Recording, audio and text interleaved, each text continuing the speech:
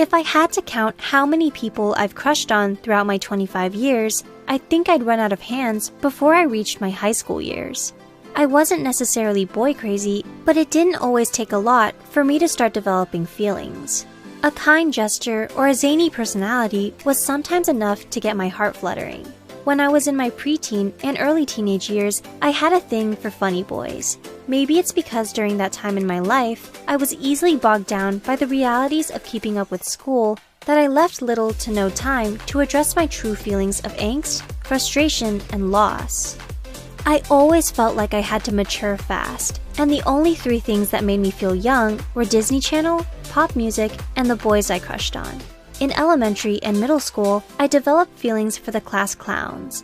I admired their natural ability to charm people with their easygoing, funny remarks. It didn't matter how bad my day was going. The minute we'd step into class, I'd forget all about my troubles. In 8th grade, I developed the biggest crush on, let's call him Stanley. Stanley moved to my school, so he was the new student. He also happened to ride on the same school bus. At first, I didn't think much of him. I remember feeling slightly annoyed, actually. My bus held a lot of students already, so when he and his brother joined us too, I knew I was doomed to sit on the edge of my seat for the rest of the year.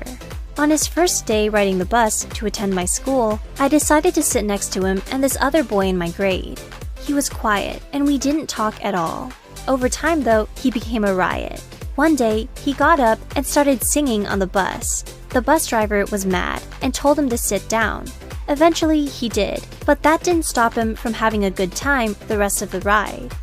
He was a bass player and had strong aspirations to be in a band, which is actually what he's doing nowadays. Living the dream, right?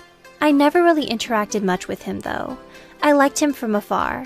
Yeah, creepy, right? But hey, no shame in that. We all have stories like that. He was highly unpredictable, and I guess with my uneventful life at the time, it was easy for me to develop feelings for him. Energetic, passionate, and adventurous, he didn't care so much about school, but knew how to live life to the fullest. In a lot of ways, he taught me a lot just from my observations. When you want something, even if it's different from the usual norms, you should go for it without feeling apologetic about it. Teachers would often get frustrated with his rambunctious behavior, but underneath his wild exterior was a kind heart. Like I said earlier, my bus was always jam-packed with kids, so I started getting into the habit of sitting next to this boy who always sat alone.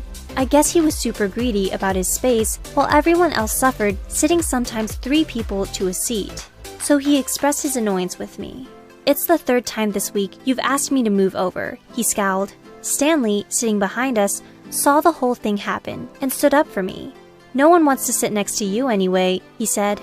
I never did say thank you for that moment. I was too shy at the time. Inspired by his bold character that one day, I finally mustered the courage to tell him how I felt. I did it on 8th grade graduation day, actually, over MySpace. To all my MySpacers, remember those days? I felt so cheesy, but I messaged him, keeping things short and simple, even though my mind's racing thoughts couldn't have been more than the opposite. He was nice about it, but timing didn't work in my favor. He typed back, "Thank you for telling me. You seem really cool, but unfortunately, I'm moving this summer." I was crushed. All that time developing quiet, secret feelings for him, I could have talked to him more, and I felt so stupid for realizing that too late. We could have been friends, or maybe we could have grown to become enemies. Who knows? The funny thing is, when I was a lot younger, I wasn't so self-conscious. If I liked someone, I usually let them know. But man, middle school years were rough on me. This moment always reminds me to take risks, because without taking scary leaps, I wouldn't have met my current boyfriend. Rejections are part of being honest and forward. Timing might sometimes be off, but the important thing is to persevere.